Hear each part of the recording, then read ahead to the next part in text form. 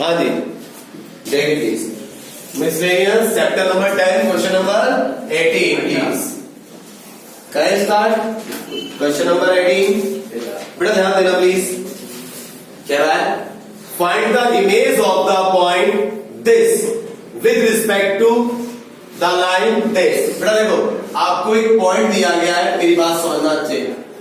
3,8 इस पॉइंट की इमेज निकालनी है with respect to this line, और उस लाइन की इक्वेशन है x plus 3y is equal to 7, assuming that line to be a plane mirror. बेटा क्वेश्चन को समझना प्लीज, बहुत इजी और बहुत बढ़िया क्वेश्चन है। फिजिक्स में भी आप लोगों ने पढ़े होंगे ऐसे क्वेश्चंस, ध्यान दीजिए। क्या कह रहा है?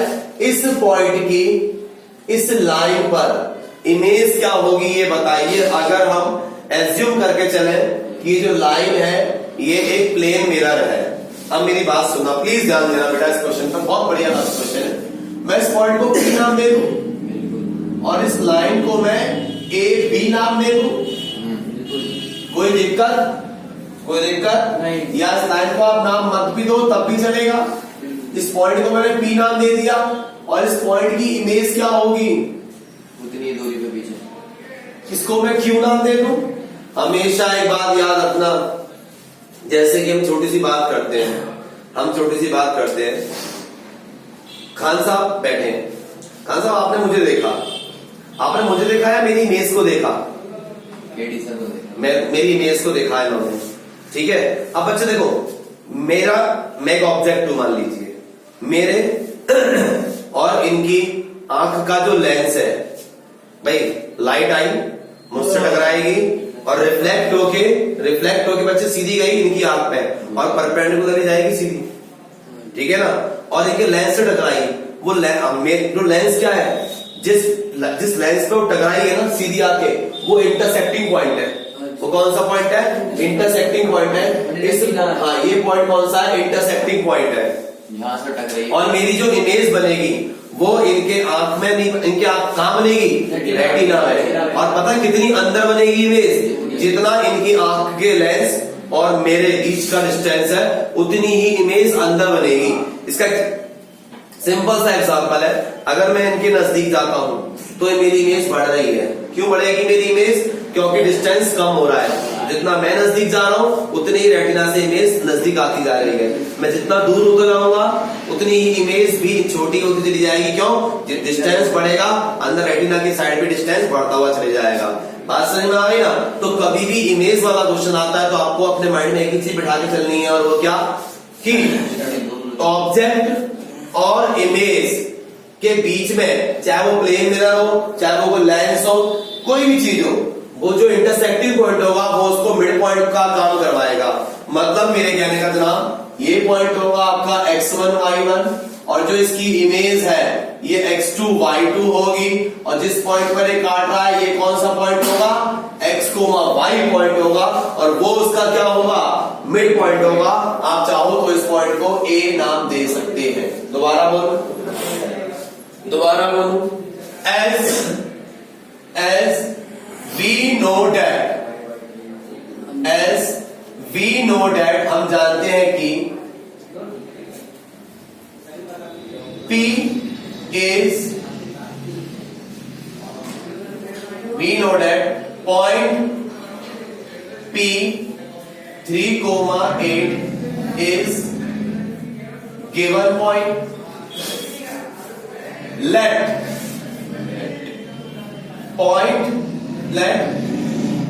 image of point P is Q. मैंने मान ली जो P पॉइंट है उसकी इमेज क्या मान ली? Q। हाँ जी, ये समझ में आया सब बच्चों को? Image of point P is Q। P point की इमेज क्या मान ली? Q मान ली। And point A is the midpoint. Point A is the midpoint between P and Q. Therefore x is equal to क्या होता है x1 plus x2 upon 2। x1 3 plus x2 मुझे पता नहीं है अपॉन में 2। कोई दिक्कत नहीं। y is equal to y1 plus y2 upon 2। ये बात समझ में आ रही है ना? y is equal to y1 plus y2 upon 2। या इस क्वेश्चन को बेटा और आराम तरीके से बना सकते हैं, और आराम से बन सकता है। अभी तक हाँ, इतना क्लियर होगा सब बच्चों को। अब सुनना एक बात छोटी सी, अब सुनना एक बात छोटी। Therefore equation of line PQ is, इन दो पॉइंटों से लाइन की इक्वेशन ला सकता हूं, इन दो पॉइंट से लाइन की इक्वेशन ला सकता हूं मैं, बन जाएगी। या वैसी कराता हूं, चलो कोई नहीं, जैसे कर रहे थे वो भी कर लो, वही इजी तरीका है। x is equal to x1 plus x2 upon 2, मतलब x1 प्लस x2 अपॉन 2। ये बात समझ में आ रही है सब? दोबारा बोल दूं, पक्का ना? ये आगे तुम्हारा x2 पॉइंट, ये आगे तुम्हारा x2 पॉइंट। कुछ तो पंगा हो रहा है सवाल। अब दोबारा करा देना। अरे फंस गया तो आगे कह दिए समझ में आ रही बात? कोई बात नहीं, ये समझ में आया भाई, ये समझ में आया। आ गया मतलब कैसे? पैर डाले पैर वो गलत पीस की इमेज है ना? चलिए मिड पॉइंट नहीं लग रहा मुझे। मिड पॉइंट तेल लगने से क्या होता है? ये समझ में आ गया सब बच्चों को? आ गया है? और y इज इक्वल टू क्या होगा? y1 plus y2 upon 2। y1 8 plus y2 है अपॉन में 2। अच्छा, सो एक बात बताओ, ये x और y पॉइंट आया है, कौन सा पॉइंट है? इंटरसेक्शन a पॉइंट है ना? तो a पॉइंट तुम्हारा क्या आ गया? a पॉइंट है x कोमा y, मतलब कि 3 plus x2 upon 2, 8 plus y2 upon 2। But we know that, हम जानते हैं कि, but we know that point A is also lie on given line, yes और नो? पॉइंट ए दी हुई लाइन पे भी लाई कर रहा है ना भाई, दोनों कॉमन इंटरसेक्टिंग पॉइंट है, उस पे लाई कर रहा है ना? ये लाइन दोबारा बताओ, ए पॉइंट इस पे भी लाई कर रहा है, इसका मतलब एक्स की जगह क्या रख दूंगा मैं? 3 plus x2 upon 2 plus 3, y की जगह क्या आ जाएगा? 8 plus y2 upon 2 is equal to में क्या है? 7। दोबारा बोलूं तो ये आपका हो गया, प्लस का एलसीएम अगर लेंगे तो एलसीएम 2 आ रहा है, ये आपका हो गया 3 plus x2 plus 8 3 24, 3y2 is equal to 7। इसको यहां ले जाऊं तो ये हो गया x2 plus 3y2 is equal to 7 2 14। बेटा 24 और 3 कितने होते हैं? 27। 24 और 3 कितने होते हैं? 27 प्लस के 27 आ गए, माइनस के 27 हो गए, तो x2 plus 3y2 is equal to क्या होगा बताओ? माइनस के 13 आ गए ना? इसको इक्वेशन फर्स्ट मान लो। दोबारा बोलूं now, what is the slope of PQ line? What is the slope of PQ line? PQ line का स्लोप क्या होगा? भाई दो पॉइंट दिए PQ, तो वही m मान रहा हूं, y2 minus y1 upon x2 minus x1। y2 है, y1 3 है, अपॉन x2 है, x1 क्या है? 3। ये हो गया बेटा किसका स्लोप? PQ का। And slope of given line, please ध्यान देना, स्लोप ऑफ गिवन लाइन, जो लाइन दी है उसका स्लोप क्या होगा?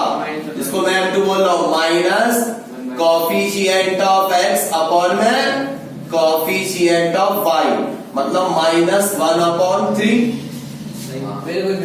But PQ line is perpendicular on given line। PQ line किस पर परपेंडिकुलर है? दी हुई लाइन पे। तो जब दोनों आपस में परपेंडिकुलर है तो दोनों के स्लोप का मल्टीप्लाई -1 है, -1 -1 मतलब m1 into m2 is equal to -1, m1 into m2 मतलब 1/-1/3 में इंटू हो गई y माइनस 8 अपॉन सॉरी ये y2 था। Oh my God y2 minus 8 वही बस x2 माइनस 3 माइनस 1। ध्यान दो बच्चे, माइनस से माइनस कैंसिल होंगे, ठीक है बेटा। इस 1/3 को वहां ले जाऊं तो ये हो जाएगा y2 माइनस 8 अपॉन में x2 minus 3 is equal to 3।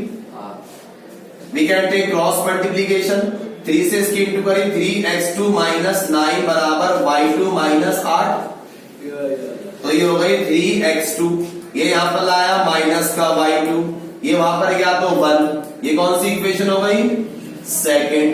अब मेरी बात सुनो, इस फर्स्ट इक्वेशन को और सेकंड इक्वेशन को इवैल्यूएट कर लोगे 10th क्लास की तरह, x2 और y2 आ जाएगा, वही आपका इमेज है, वही आपकी इमेज है दी हुए ऑब्जेक्ट की। समझ में आया नहीं आया? हाँ जी, देखिए please next question, question number 19 बेटा प्लीज। 19 क्वेश्चन है, क्या कहा समझिए। If the line this and this, आपको दो लाइन दी आप देख सकते हैं। If the lines this and this are equally inclined to the line this, अगर मान लीजिए आपको ये जो दो लाइनें हैं वो इक्वली इंक्लाइंड पर है, इक्वली इंक्लाइंड मतलब दोनों सेम झुकाव है, मतलब दोनों के एंगल क्या है, सेम है, दोनों आपस में सेम झुकी हुई है। इस वाली लाइन पर तीसरी पर find the value of m। बेटा सबसे पहले देखना, आपको गिवन है इक्वेशन ऑफ लाइन्स आर। आपको बड़ा 3 लाइन की इक्वेशन दी है। पहली इक्वेशन है y is equal to 3x plus 1, दूसरी इक्वेशन है 2y is equal to x plus 3, और तीसरी इक्वेशन है y is equal to mx plus 4। अब आपसे बड़ा क्वेश्चन में क्या कह रहा है, क्वेश्चन की लैंग्वेज को समझिए।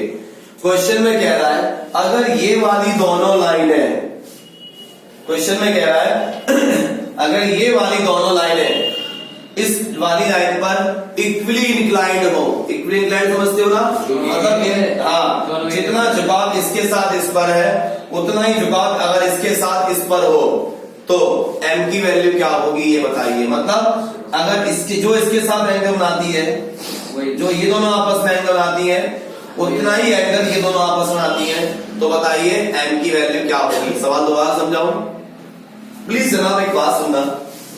पहली लाइन का स्लोप क्या होगा, 3। अरे y is equal to mx plus c, पहली लाइन का स्लोप आ गया आपका 3। दूसरी लाइन का स्लोप क्या होगा, -1/2, बहुत बढ़िया, 2 मार्क जाएगा दोनों के नीचे, एक्स कोएफिशिएंट। और तीसरी लाइन का स्लोप जनाब क्या है, m है।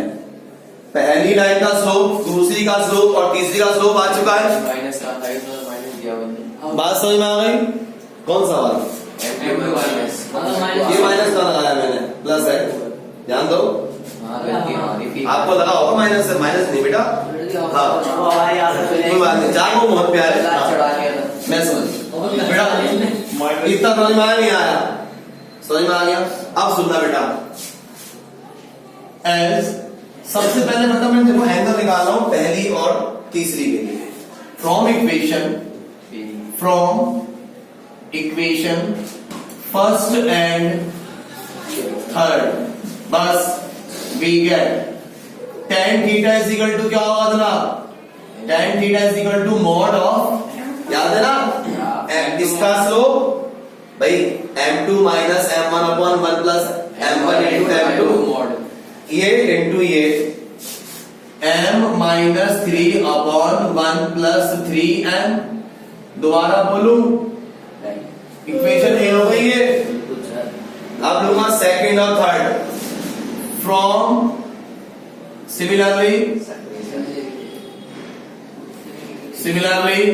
From equation second and third, बस वी गेट दोनों बेटा ये भी एंगल tan थीटा बनाएंगी क्योंकि इक्वली इंक्लाइंड पर है, जितना इससे झुकती है उतना ये इसके जुगाब पर है। अब सेकंड और थर्ड वही, ये m है और ये हाफ है, फॉर्मूला क्या होगा m2 minus m1 upon 1 plus m1 into m2, आया ना। आप इसको बेटा इस पर वर्क कर सकते हो चाहो तो, ये tan थीटा है इज इक्वल टू ये हो गया 2m minus 1 upon 2 plus m, ये बात समझ में आई या नहीं आई। ऊपर वाले का एलसीएम में 2 आएगा, नीचे का भी 2 आएगा, 2 से 2 कैंसिल, क्लियर। ये कौन सी इक्वेशन हो गई बी। अकॉर्डिंग टू क्वेश्चन के अकॉर्डिंग, हाँ, given equation of given lines are equally inclined on third line, दे रखा है इक्वली इंक्लाइंड कर रहे हैं थर्ड लाइन पे। इसका मतलब therefore from equation A and B, from equation A and B, जब ये साइड बराबर है तो ये साइड भी क्या होगी बराबर होगी, मतलब m minus 3 upon 1 plus 3m is 100% equal to 2m minus 1 upon m plus 2।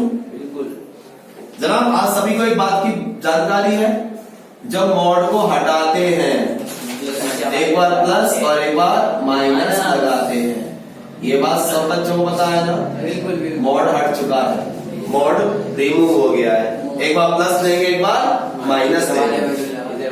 बेटा दोनों साइड लगाते, एक साइड लगाते, आप इधर लगा दो, कोई फर्क नहीं पड़ता।